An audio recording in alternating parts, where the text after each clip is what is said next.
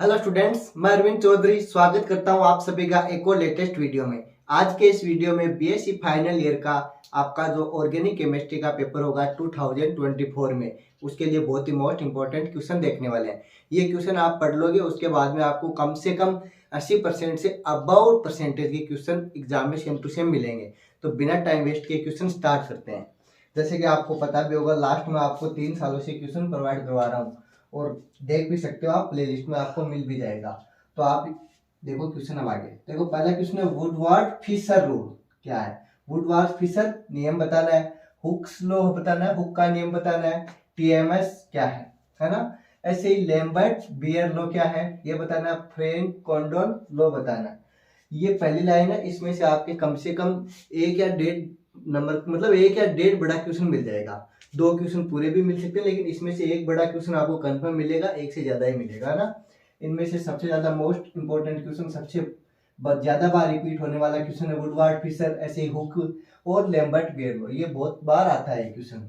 आगे देखो, ग्रिग्नार्ड अभिकर्मक से हमें 1 डिग्री 2 डिग्री और 3 डिग्री एल्कोहल बनाना है, प्राप्त करना है। ठीक है, तो आप कैसे प्राप्त करोगे ग्रिग्नार्ड अभिकर्मक से। उसके बाद में देखो, कीटो इनोल समायोता टोटोमेरिज्म बतानी क्या होती है। Acidity of alpha hydrogen, alpha hydrogen की अम्लीयता आपको बतानी है।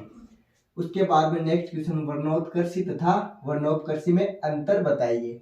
आपको बताना है बेथोक्रोमिक एंड हाइपोसोक्रोमिक बताना है क्या होता है। उसके बाद में आवरक स्पेक्ट्रोस्कोपी क्या, आईआर स्पेक्ट्रोस्कोपी और यूवी स्पेक्ट्रोस्कोपी, परामैंगनीज स्पेक्ट्रोस्कोपी क्या है।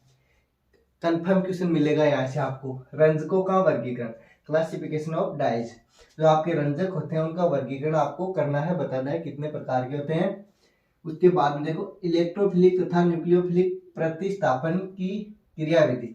आपकी जो इलेक्ट्रोफिलिक और न्यूक्लियोफिलिक अभिक्रियाएं होती है, प्रतिस्थापन अभिक्रियाएं, उनकी क्रियाविधि बतानी है, मैकेनिज्म बतानी है ना।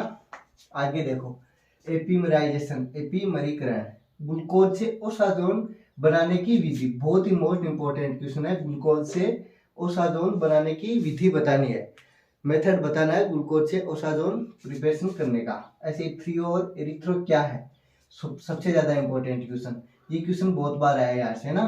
आगे देखो नेक्स्ट, ऐसे प्रोटीन आपकी क्या है, ऐसे पूछेगा व्हाट आर प्रोटीन्स, प्रोटीन क्या है। उसके बाद में 1 डिग्री 2 डिग्री और 3 डिग्री प्रोटीन की स्ट्रक्चर बताइए, संरचना को समझाइए। बहुत ज्यादा मोस्ट क्वेश्चन हो जाता है, ये भी एग्जाम में डेफिनेटली मिलेगा। उसके बाद में ये बहुलक वाला चैप्टर आपके योगात्मक एंड संघनन बहुलीकरण, एडिशन एंड कंडेंसेशन क्या है आपको बताना है ना।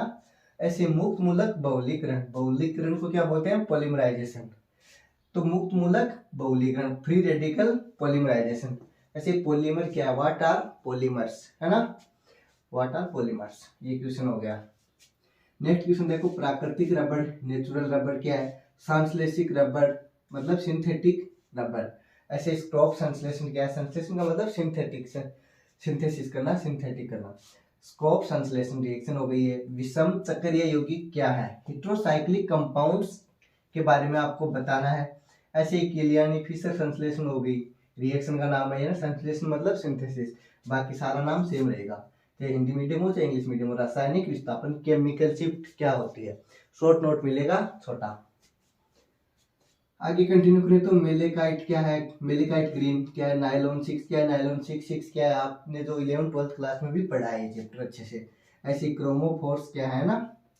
नाभिकीय परिरक्षण और अपरिरक्षण प्रभाव, आपकी शील्डिंग और डिशील्डिंग वाला क्वेश्चन है, ये बहुत ही मोस्ट इंपोर्टेंट क्वेश्चन हो जाता है, आप छोड़ के मत ले जाना। ऐसे कार्ब लिथियम यौगिक बनाने की विधियां, जो ऑर्गेनोलिथियम कंपाउंड्स हैं उनका जो मेथड है बनाने का, प्रिपरेशन करने का, समझाना आपको बताना है एग्जाम्पल सहित। बहुत ही मोस्ट इंपोर्टेंट क्वेश्चन है ये कार्ब लिथियम वाला।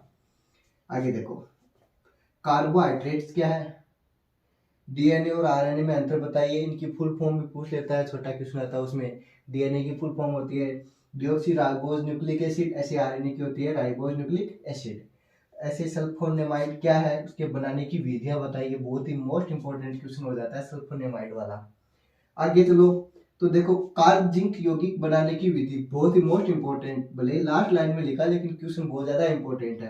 कार्ब जिंक यौगिक बनाने की विधि, आपके method of preparation of organozinc compounds, acid कलेजन संघनन क्या है, कलेजन कंडेंसेशन क्या है, नोवेंजल अभिक्रिया रिएक्शन, बहुत ही मोस्ट इंपॉर्टेंट, इसकी मैकेनिज्म पूछता है आपको।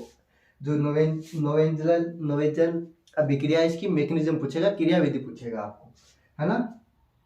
आगे है नाभिकीय चुंबकीय अनुनाद, थ्योरी ऑफ एनएमआर स्पेक्ट्रोस्कोपी, नाभिकीय चुंबकीय अनुनाद स्पेक्ट्रोमिति के सिद्धांत, थ्योरी ऑफ एनएमआर स्पेक्ट्रोस्कोपी। ये कुछ क्वेश्चन थे, लगभग 10 के समथिंग, 9 या 10। इनमें से आपको 80% पेपर में क्वेश्चन सेम टू सेम मिलने वाले हैं, और आपको इनकी पीडीएफ हमारे टेलीग्राम ग्रुप पे भी मिल जाएगी, लिंक डिस्क्रिप्शन में है। मिलते हैं जल्दी आपके फिजिकल केमिस्ट्री के पेपर के साथ, तब तक आप पढ़ते रहिए, मस्त रहिए। Thank you, thanks for watching.